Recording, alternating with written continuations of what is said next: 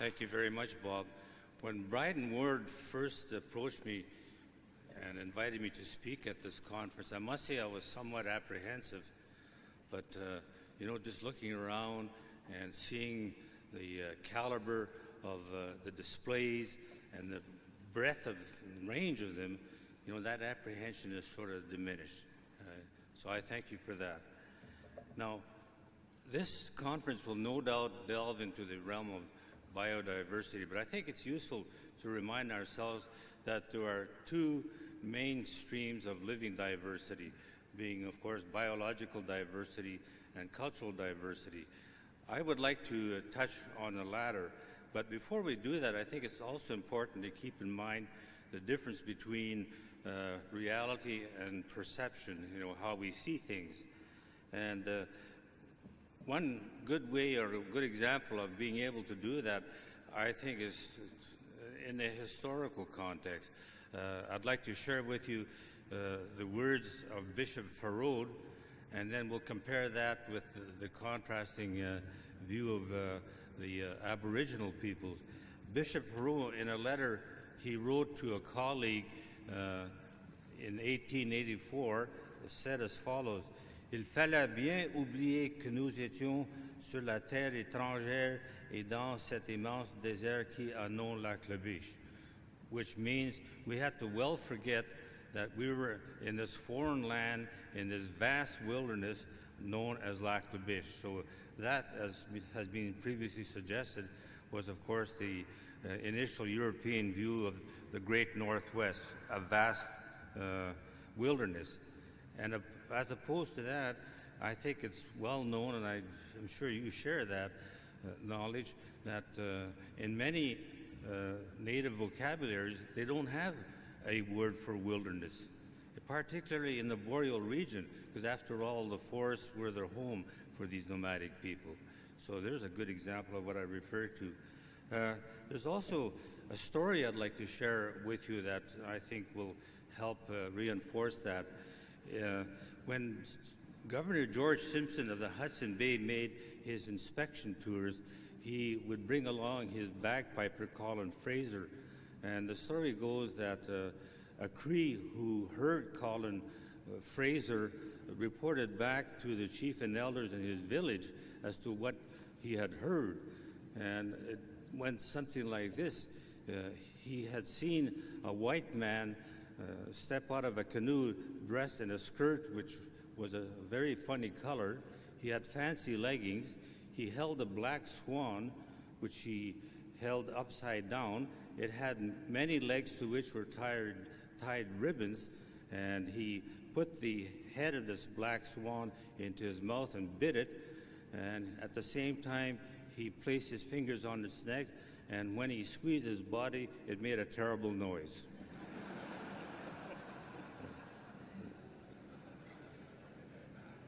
Now, I apologize for all the Scotsmen and those of Scottish descent, but as a rule, the image of the early native people in the West comes to mind.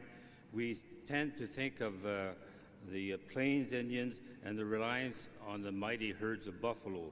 However, in the boreal region, the staff of life was whitefish. These false spawners were caught in large numbers, suspended by the tail, and put in wooden blockhouses. It's so important to keep in mind they provided not only sustenance, but also prevented the dreaded scurvy, which of course the native people, the Aboriginal people, made known to their first European visitors. Apparently, vitamin C is to be found in the skin of the whitefish. Very important. The Cree word for whitefish is also revealing. It's atigameg, which means caribou of the waters. In other words, it gives us some idea of their numbers in the past. A missionary in the north was having great difficulty making his flock understand all of the Our Father, especially the verse, Donnez-nous aujourd'hui notre pain quotidien, give us this day our daily bread, till he received divine inspiration Donnez-nous aujourd'hui notre poisson quotidien. Give us today our daily fish. And then they understood. Now, perhaps the proudest voyageur boast during the early fur trade was "Je suis un homme du Nord," which means I am a man of the North. And in my opinion, this period of intense competition between the Hudson Bay Company and the Northwest Company leapfrogging across Canada is surely our most exciting chapter in our history. And the record set by these Northmen in the Canoe du Nord was a crew of Roderick Mackenzie in a Northwest Company canoe. And they made the journey from Rainy Lake and, say, Ontario to Fort Chipewyan in a month and 4 days. That's about 3,200 kilometers and 1,900 miles. I think that's just absolutely awesome. And it must be remembered that the fur trade could not have existed on any large scale without the Canoe du Nord, which was an adaptation of a uniquely Aboriginal watercraft made of birch bark, mostly a spruce frame, spruce roots, and spruce gum. Now, the North Canoe was a fast freight of its day. It was a light, graceful craft about 24 feet long, 4 to 6 feet wide. It was built over a spruce frame, and as I mentioned, also with spruce roots and spruce gum to keep it waterproof. And figures were painted on the bow and stern of this Canoe du Nord so that in the eyes of the belief of the superstitious voyageurs, it would increase in speed. Now, the North Canoe carried about 3,000 pounds, that's over 1,300 kilograms, up to 3 passengers, 6 to 9 voyageurs, trade goods and gear, and provisions for a month. The voyageurs usually traveled in brigades of 7 to 9 canoes, and they, of course, would often deck out these canoes with banners and flags and that sort of thing. Now, a light or express canoe made the journey from Montreal to the west coast, that's at the mouth of the Columbia River, in 100 days. And the fully loaded North canoes on their journey back east, would leave Fort George at the mouth of the Columbia about April 1st, and they would arrive in Fort Williams, which is now in Thunder Bay, Ontario, by about July 1st. So it gives you some idea of the strength and the stamina of these early voyageurs. Now, when we think of the early fur trade, I think the image that commonly, of course, comes to mind is, as I've mentioned, the canoe. But we have to keep in mind that there were 2 other Aboriginal innovations which played a very important role in the fur trade, particularly on our frozen lakes and rivers and our wintry landscape. And I'm referring to, of course, the dog sled and the snowshoes. Now, it has been said that when a rendering plant, when a meat packing plant uses a hog, or renders a hog, pardon me, it uses everything except the squeal. Well, I think there's a crude comparison that with the Aboriginal peoples in the boreal forest, they were superbly adapted to their environment, and they literally used all of the trees and shrubs for some purpose. And among the myriad of uses they did, in addition to making canoes and dog sleds and snowshoes, were the stem of the Saskatoon for the sacred pipe, trees and for the tent poles, for the teepees, for the travois, the inner bark of redwood as a substitute for tobacco, leaves for medicinal uses, poultices, and beverages. They also used, of course, hazelnuts, and birch bark was also used to make rogans, alder to smoke fish, wood to make tent pegs, and digging sticks to, of course, make some of their weapons, the spears and arrow shafts. and making deadfalls and picking wild berries to make the pemmican. Now, I think it's important to ask ourselves what would they have done in the early fur trade without pemmican. You have to keep in mind that pemmican had three major advantages. It, of course, lasted well, it was nourishing, and it had ingredients which were readily found. Now, George Simpson, the governor of the Hudson Bay Company, gave us a rather graphic description of the boreal forest north and east of Edmonton.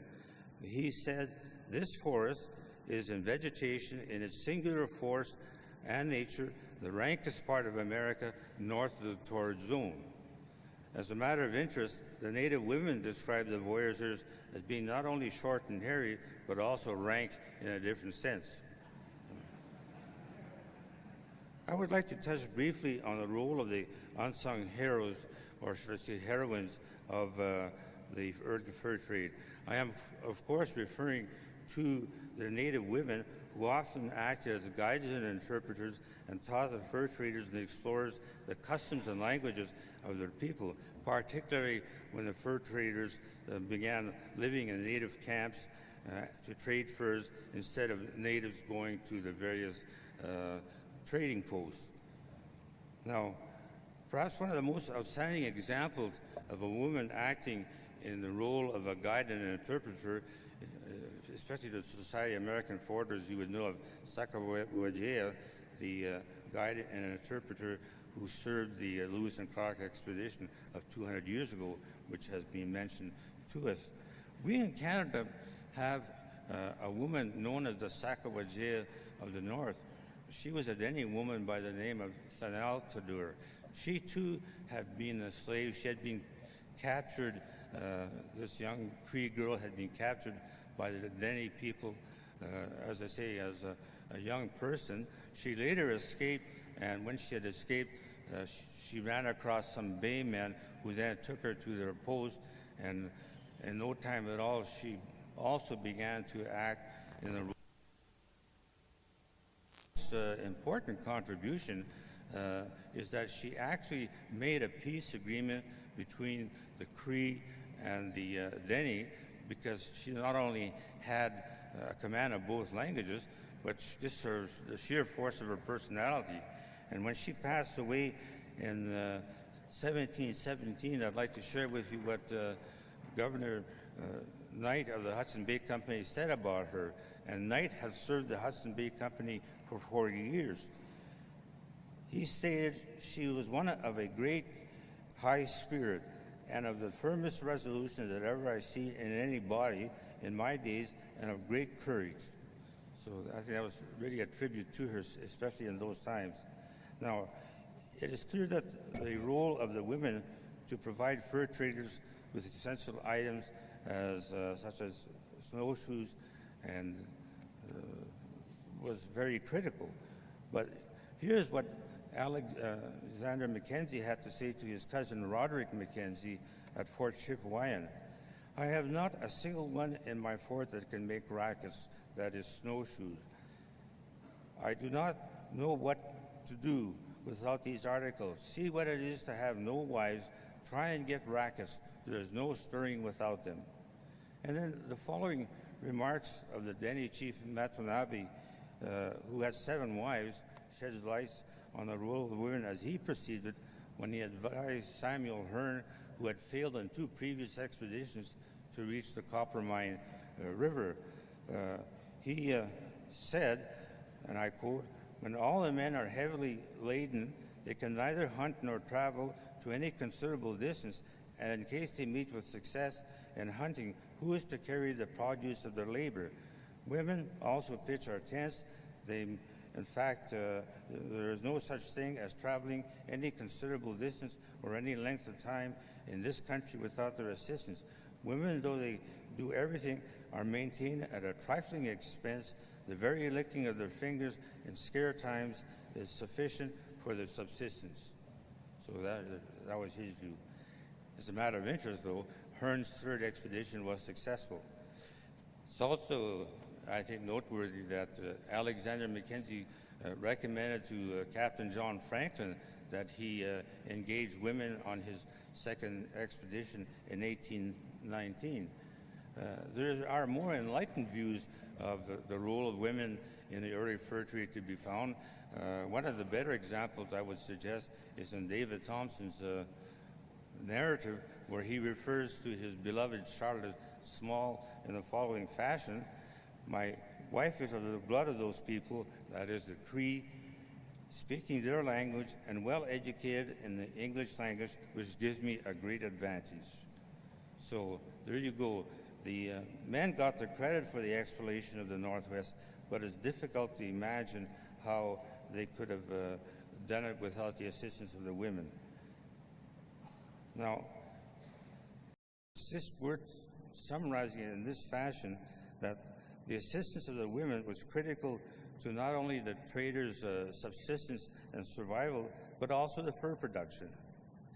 And as I mentioned at the beginning of my remarks, the main streams of diversity, of living diversity, are, of course, biological diversity and cultural diversity. But on a global scene, I would suggest both of these are presently in peril. So how do we do our little bit to help reverse these trends? And may I suggest that the wisdom of a Senegalese elder comes to mind. And he said, in the end, we will only conserve what we love, we will only love what we understand, we will only understand what we are taught. And when I have the good fortune of sharing this conference with you, it's very obvious that you take this mandate of raising consciousness and awareness of the forest very seriously, and for that I think you are to be commended.